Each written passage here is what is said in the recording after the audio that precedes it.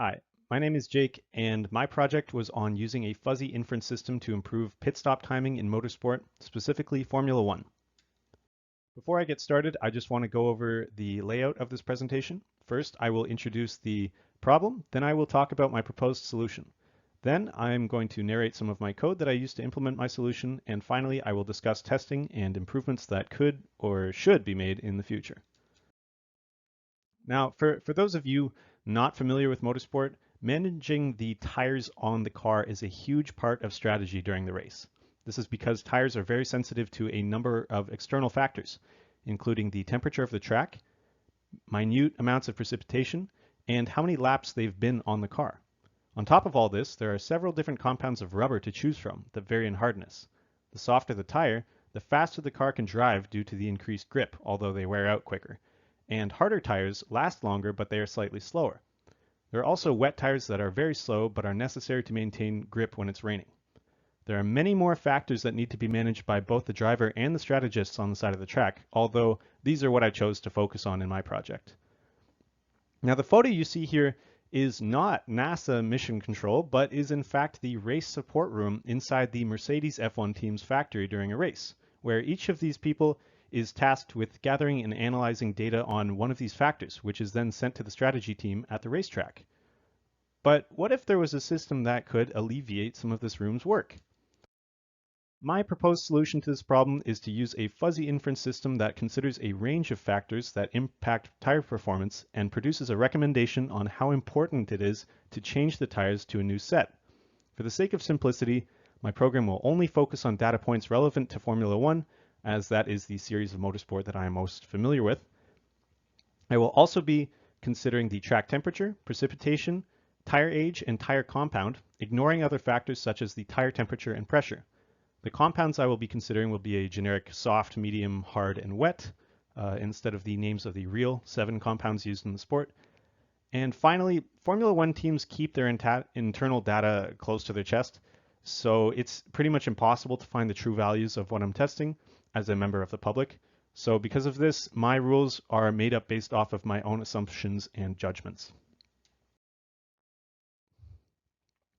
I will use a Takagi-Sugeno fuzzy inference system rather than a Mamdani inference system because most of my input data is continuous data that in theory could be used to calculate a very accurate recommendation value. The only discrete data that I use as an input is the tire compound currently on the car. My project is also implemented using the Simful library for Python. I haven't written in Python in a while, but even for me, the documentation provided with this library made implementation a relatively easy process. The first part of my program is the definition of all the variables used. So within track temperature, I defined the ranges cold, average, and hot. As I said before, the tire compounds I used are soft, medium, hard, and wet. My precipitation changes from dry to damp to wet, and my age ranges are new, aging, old, and dead. The nice thing about the Simful code that I'm using is that it automatically creates the shape of the membership function depending on how many data points you provide it. For example, membership in average track temperature is 0 at 25 degrees Celsius, 1 at 35 degrees, and 0 at 50 degrees. Simful takes these 3 parameters and automatically creates a triangular membership function. The next step is to define the crisp output recommendation values, which again range from 0 to 100. Then come the fuzzy rules themselves. I wrote 19 rules, again based on my own judgments as a casual fan of the sport. There are 3 rules regarding track temperature. For example, rule 3, if the track temperature is hot, then recommendation is high. This is because high temperatures degrade the tires much quicker than low temperatures, and thus it is more likely on each lap where it is hot that the tires will need to be switched out. There are 5 rules regarding precipitation, such as rule 4. If the weather is dry and the tire compound is wet, then recommendation is critical. And rule 7, if the weather is wet and tire compound is not wet, recommendation is critical. These exist because dry tires are very slow in the wet and vice versa. So if a car is on the track and the weather suddenly shifts such that the tires are now inappropriate, it is strongly recommended to change to a new compound. Finally, there are 11 rules regarding tire age.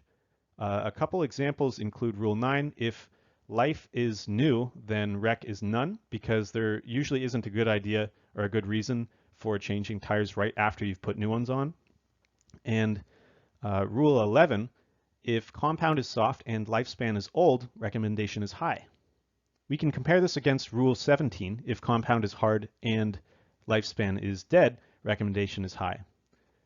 This is because we defined the old life range to be in between 18 and 30 laps, centered on 25 laps. After 25 laps, soft tires should have degraded well outside their effective range and are approaching dangerous territory, while hard tires should still be within their effective range. So this is how the program is used in its current state. You just run the Python program from the command line, and then you enter the information that it prompts you for. First is track temperature, then precipitation, then current tire age, and then tire compound. The program prints the output recommendation value, again somewhere between 0 and 100.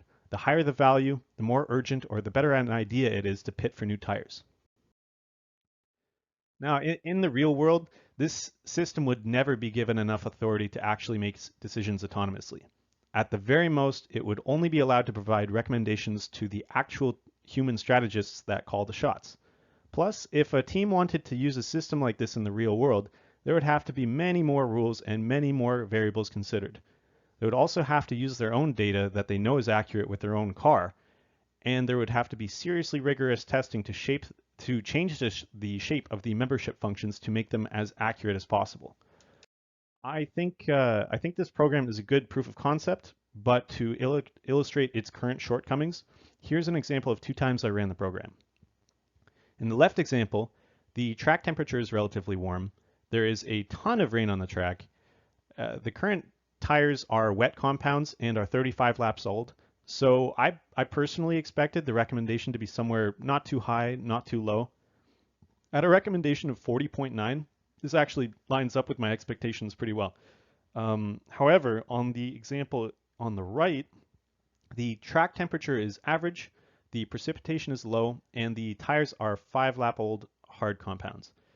Given this information, I would personally expect the recommendation to be significantly lower than the value of 28.5 that it gave me, even though 28.5 is still relatively low. This shows that while the system in its current state gives us recommendations within a reasonable range, it would have to be refined further in order to be used in a real motorsport application.